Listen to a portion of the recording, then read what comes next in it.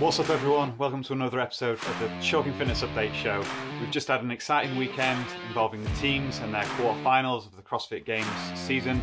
There were 52 teams from across Europe taking to their boxes, giving them the 5 tests to go.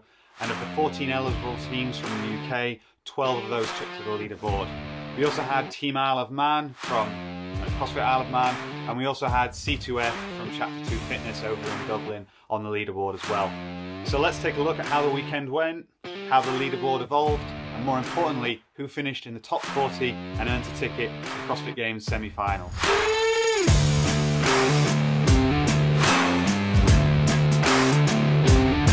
There were many similarities to the individual quarterfinals that many of you may have participated in or at least followed like myself. The workouts were essentially the same. There were some changes to the rep scheme, a few tweaks to the weights and box height in test 5, but essentially it was very similar to the individual workouts.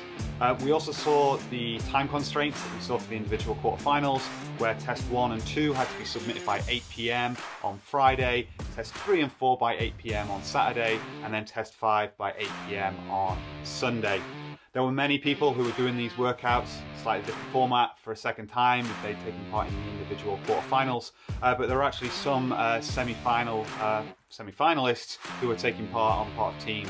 So we had PD Savage, who was working with 80/20 CrossFit, but we also had Taz Nadeem working with CFR Black from CrossFit Rotherham.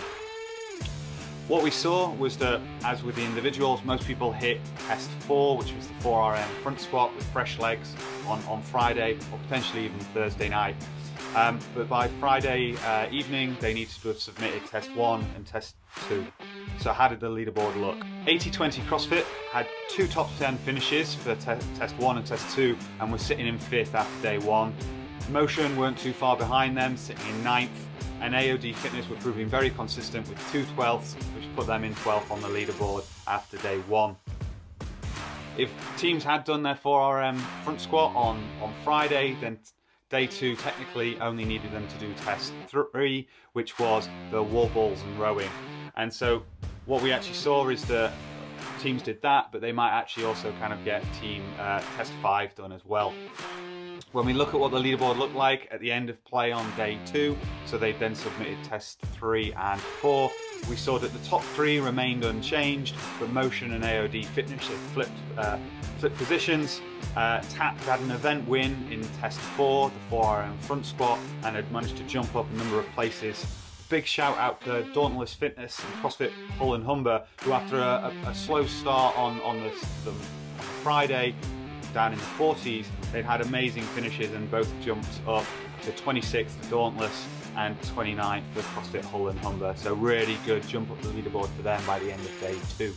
By the end of day 3, all teams need to have submitted all their workouts. They needed to have submitted test 5 by 8 PM on Sunday. And actually what we saw was that this was the burpee, box jump overs and snatch workout 963 that we saw in the individuals, but with slightly lighter weight and slightly lower box for the women, but by all means definitely still heavy.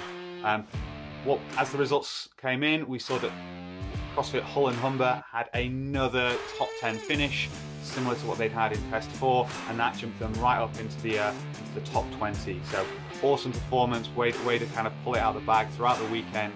And CrossFit Hull and Humber finishing strong and finishing in the top 20 overall.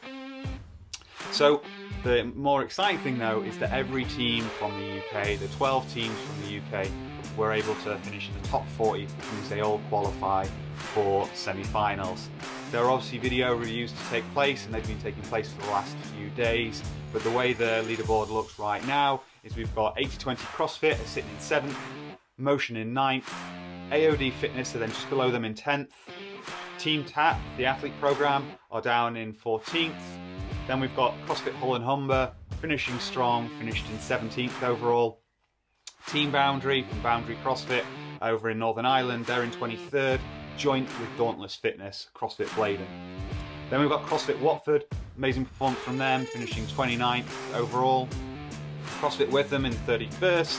Then we've got CrossFit Chester in 34th, CrossFit Hexus in 35th, shortly followed by Chapter 2 Fitness from Dublin, who are in 36th, and then CFR Black in 37th. to round out those that qualify for the semi-finals.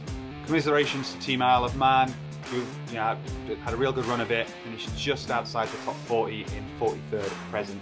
Who knows what happens with teams not accepting kind of invites, but given that all European semi-finals are now going to be run online, facilitated by CrossFit HQ, I think it means that hopefully most teams are going to be in a position to give the semi-finals a go if they've got the team together to be able to do that. So it's not clear exactly what's going to happen with respect to semi-finals and how CrossFit will deliver that, but rest assured that I'll be following closely and then sharing it all with you. Catch up with you soon.